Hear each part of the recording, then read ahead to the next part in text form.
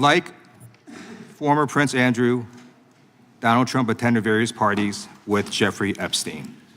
I want to know, were there any underage girls at that party or at any party that Trump attended with Jeffrey Epstein? This is so ridiculous, and that they are trying to deflect from all the great things Donald Trump has done. There is no evidence that Donald Trump has committed a crime. Everyone knows that. This has been the most transparent presidency. He's the one that asked that those files I'm reclaiming my time. I got your answer. You said there's no evidence. Trump asked Mr. Chairman, please stop the clock. Stop the clock. The legislation. This is Time belongs to the gentleman from California. Okay. I'm going to put up another document from a witness who called the FBI's National Threat Operations Center. Hi, buddies. Adam is here.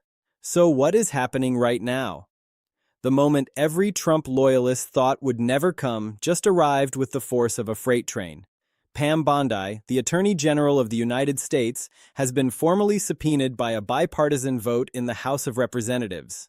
24-19, Republicans crossing the aisle to join Democrats in demanding answers about what really happened to the Jeffrey Epstein files.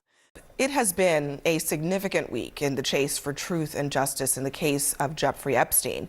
A Trump cabinet official admitted to being on the pedophile's island after lying about it. Ghislaine Maxwell floated a quid pro quo, promising to clear Donald Trump and Bill Clinton if she is granted clemency. Republicans began to see the unredacted files, only to find even more redactions. And the Justice Department spied on those lawmakers making searches, something that caused even Speaker Mike Johnson to condemn the administration. And speaking of the DOJ, Pam Bondi acted more like a campaign surrogate than the Attorney General. She refused to answer basic questions about her handling of this case and of the files.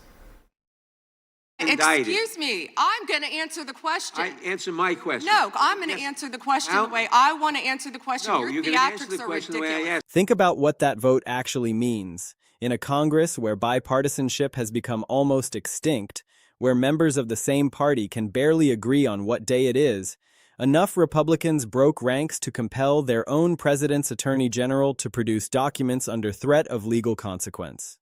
That doesn't happen by accident.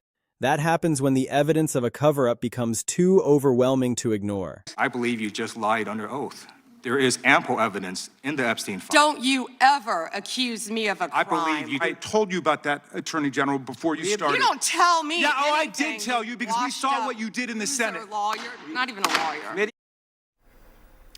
That episode may have pleased an audience of one, and even that is uncertain, but it backfired with MAGA.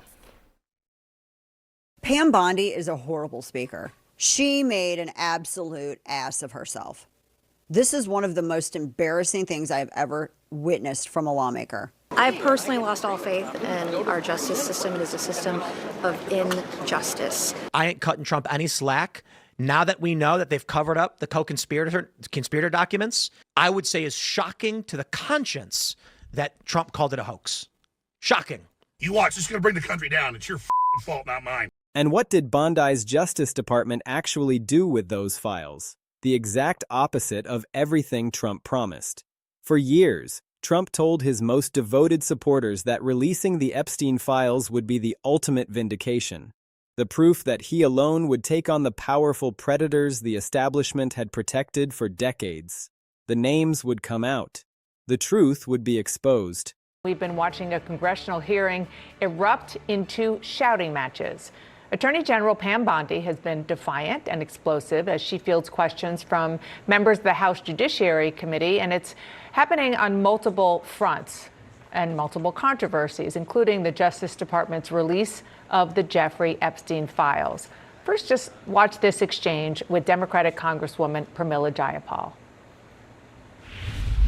It is about you taking responsibility for your Department of Justice and the harm that it has done to the survivors who are standing right behind you and are waiting for you to turn to them and apologize for what your Department of Justice has done. Members get to ask the questions, the witness gets to answer in the way they want to answer. The Attorney General can That's respond. not accurate, Mr. Chairman. Because she doesn't like the answer. So, Justice would finally arrive for the survivors. Instead, Bondi's dog redacted the names of alleged abusers, enablers, accomplices, and co-conspirators, the wealthy and connected adults who allegedly participated in one of the most horrific child sex abuse networks in American history. Their names were blacked out, protected, shielded from public view, while simultaneously the names of victims, people abused as children, remained visible in the released documents. Survivors who have spent years fighting for accountability watched as their own identities were exposed, while the people who allegedly victimized them stayed hidden. Lawmakers who wrote the Epstein Files Transparency Act said this inverted everything Congress required. The law demanded protection for victims and exposure for abusers. Bondi's DOJ did the opposite. Then Bondi showed up at a House Judiciary hearing where Epstein survivors sat in the room, watching, listening, hoping for answers, and she called a congressman a washed-up loser lawyer. She accused her critics of Trump derangement syndrome while the people victimized as children sat there witnessing the Attorney General of the United States throw petty insults at the people fighting for accountability on their behalf. After the hearing, a BBC review found that Bondi's claim to Congress that DOJ had released all Epstein files was simply false. Millions of pages still withheld, heavily redacted documents, internal decision memos about the redactions missing entirely, reports that DOJ had removed tens of thousands of Epstein-related documents from public access after initially releasing some material. The promise was full transparency. The reality was protected predators, exposed victims, missing documents, and personal insults delivered in front of survivors. And now there's a bipartisan subpoena demanding answers that Bondi cannot dismiss or insult away. Let's walk through exactly what happened at that February 11th hearing and why it matters more than any routine congressional confrontation. Representative Jamie Raskin delivered what has already become the most quoted line from any hearing this year. He looked at Bondi and told her directly that she had turned the People's Department of Justice into Trump's instrument of revenge. Then he dropped the line that will follow her for the rest of her tenure. Trump orders prosecutions like pizza, and you deliver every time. That's not just a clever insult from a political opponent. That's a specific, documented accusation that the Attorney General of the United States has been deploying federal prosecutorial power to pursue Trump's political enemies on demand rather than on the merits of the cases. That is the weaponization of the Justice Department that Republicans spent years loudly and righteously accusing the Biden administration of doing. And Raskin is saying Bondi is doing it openly, without shame, without concern for the institutional damage it causes. Bondi's response to that accusation, delivered in a room where Epstein survivors were present, was to call Raskin a washed-up loser lawyer and accuse his entire caucus of Trump derangement syndrome. Not a point-by-point factual denial of the prosecution pattern, not a substantive rebuttal of the vendetta factory characterization, personal insults, petty dismissals, delivered in front of the people whose suffering supposedly motivated the entire Epstein transparency commitment in the first place. That response alone tells you everything about how this Justice Department views congressional oversight. Now let's talk about the redaction decisions, because this is where the moral rot becomes undeniable. The entire public interest in the Epstein files has always been about accountability for powerful adults who allegedly abused children, the wealthy enablers who made the network possible, the accomplices who facilitated it, the co-conspirators who protected it from accountability. Those are the names the public has a legitimate and urgent interest in knowing, not because of prurient curiosity, but because of justice. Children were abused, and the adults who did it and enabled it have never been fully and publicly held accountable. Protecting those names while simultaneously leaving victim names visible is not a neutral technical application of redaction standards. It is a choice, a deliberate decision made at the highest levels of a politically appointed Justice Department to shield the powerful and expose the vulnerable. That is the exact opposite of what justice is supposed to look like. And it is the exact opposite of what Trump promised when he told his supporters the Epstein files would finally reveal the truth about the most powerful people in the world. Then Bondi told Congress all files had been released. A BBC review found that was false. Lawmakers who literally wrote the Epstein Files Transparency Act said it was false. Millions of pages still withheld or heavily redacted. Internal decision memos about the redaction choices missing entirely. DOJ reportedly removed tens of thousands of Epstein-related documents from public access. This accumulation of specific documented contradictions between what Bondi said publicly and what the factual record actually shows is not a minor bureaucratic discrepancy. It is a specific pattern of misrepresentation to Congress and to the public about the most politically sensitive documents in the United States government's possession. The bipartisan subpoena is Congress's formal, official response to that pattern. We do not trust your representations. We are compelling production of what you have been withholding. Show us. The political history of the Epstein Files promise makes the betrayal even more devastating. Trump made this a central, emotionally resonant commitment to his political base. Going back years before his second term began, he presented it as the ultimate proof of his willingness to take on the establishment, to expose the powerful people who thought they were untouchable, to deliver the transparency about Epstein's network that Washington had protected through multiple administrations of both parties. His supporters built enormous political energy around the expectation that Trump getting into office would finally mean the names came out. The full truth became public. The powerful people who abused children got exposed and held accountable, regardless of their connections, their wealth, or their political affiliations. That was the promise. That was the commitment. That was the basis on which millions of people who cared deeply about Epstein accountability supported Trump specifically and enthusiastically. Then Bondi's DOJ redacted the alleged abusers and enablers, claimed all files were released when millions of pages were still withheld, removed tens of thousands of documents from public access, and when confronted about it at a congressional hearing, responded by calling critics names while survivors sat in the room. The gap between the full transparency promise and the protected predator's reality is one of the most direct and specific betrayals of a specific, explicit political commitment in recent American political history, and the people who feel that betrayal most acutely are not Trump's political opponents. They are the supporters who believed most completely in what the Epstein transparency promise represented. Now here's the question that neither Bondi nor the White House has come anywhere close to answering. Whose names are being protected? The redaction decisions that produced the inversion, protecting alleged abusers while exposing victims, were not made casually or at low levels of the department by career officials following standard protocols. Decisions about which names to protect and which to expose in documents of this political and legal sensitivity are made at the highest levels of political appointees who understand exactly what they are deciding and why they are deciding it that way. The career lawyers who process documents do not unilaterally decide to protect alleged abusers and expose their victims in defiance of what the Epstein Files Transparency Act required. Those decisions come from above. From people appointed by Trump who serve at Trump's pleasure, who understand their continued service depends on Trump's satisfaction with their decisions. When the consistent pattern of those decisions runs toward protecting powerful people and away from the full transparency that was publicly promised, the obvious and unavoidable question is whose names are being protected and why those names specifically were judged to require the protection that was supposed to go to victims instead. The internal decision memos that are missing from the document production will answer that question, which is presumably exactly why they are missing and exactly why the bipartisan subpoena demands them. The revenge DOJ dimension that Raskin's pizza prosecutions line captures is a separate but deeply interconnected scandal running alongside the Epstein file story.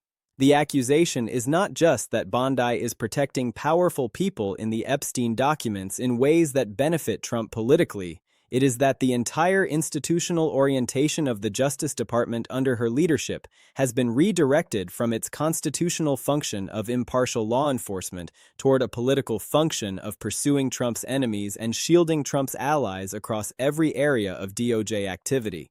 That is the vendetta factory. That is the order's prosecutions like pizza characterization. And it is not a characterization that lacks specific documented support. Cases of Trump publicly demanding investigations or prosecutions of specific political opponents on social media and in interviews, and those investigations or prosecutions subsequently materializing through DOJ channels. Cases of Trump allies receiving treatment from DOJ that defendants without powerful political connections would not realistically expect. The pattern is documented and specific and crosses multiple areas of departmental activity. CNBC explicitly noted that markets were watching Bondi's answers at the hearing about both the Epstein files and the broader question of whether DOJ is selectively pursuing Trump's enemies while protecting his allies.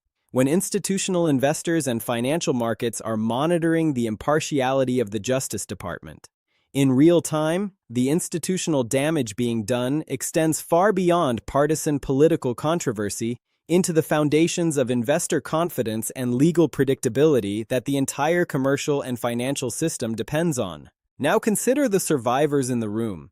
This is not just a powerful dramatic detail in a contentious congressional hearing story.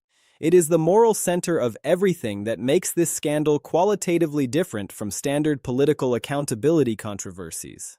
The people victimized by Jeffrey Epstein and his network were abused as children. They did not choose this. They did not volunteer to become public figures fighting for accountability. They have spent years, in many cases decades, advocating for the transparency and accountability they believe justice for what happened to them requires. They showed up to that February 11th hearing at personal cost because they believed their physical presence in the room would remind lawmakers and the country and Bondi herself what was actually at stake in this fight over documents and redactions and missing memos.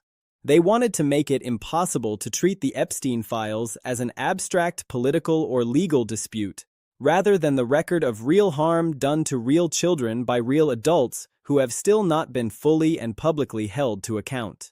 Bondi's response to their advocates fighting on their behalf was to call one of them a washed-up loser lawyer and dismiss the entire accountability effort as Trump derangement syndrome in front of them while they sat in that room. That is not a political controversy about redaction standards and document production timelines.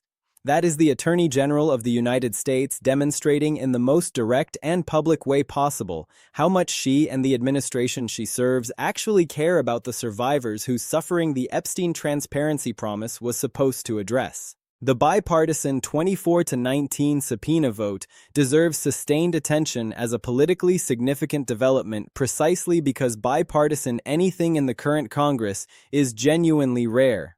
In the specific context of Republicans crossing over to subpoena a Trump cabinet official, the vote becomes even more significant.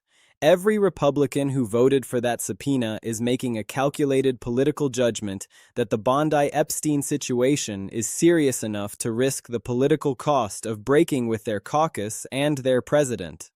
They are concluding that the cover-up accusations are credible enough that continuing to defer to Bondi's assurances will put them on the wrong side of something their own voters care deeply about. They are assessing that the gap between what Bondi told Congress and what the documented record actually shows is too large to be explained away by bureaucratic complexity or different interpretations of transparency obligations. A 24-19 bipartisan subpoena is not a partisan fishing expedition from the opposition party. It is a formal congressional determination that the Attorney General has not been honest with Congress about what has been done with some of the most politically sensitive documents in the federal government's possession. Here's exactly where we stand.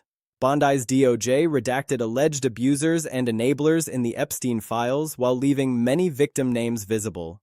She claimed before Congress that all files had been released when millions of pages were still withheld, and tens of thousands of documents had reportedly been removed from public access. She responded to specific accountability questions at a congressional hearing by calling a congressman a washed-up loser lawyer in front of Epstein survivors. The House Oversight Committee voted 24-19 in a bipartisan subpoena for the withheld materials, including the missing internal decision memos.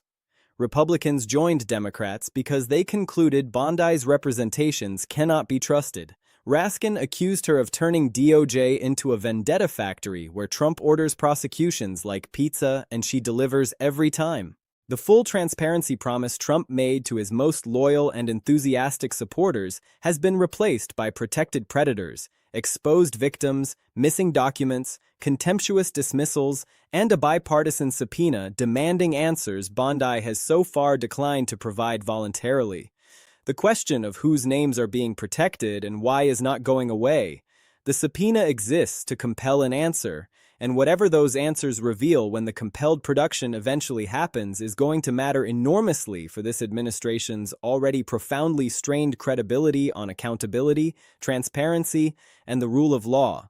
Trump promised to expose the powerful. His own attorney general appears to be protecting them, and now Congress is formally demanding to know why.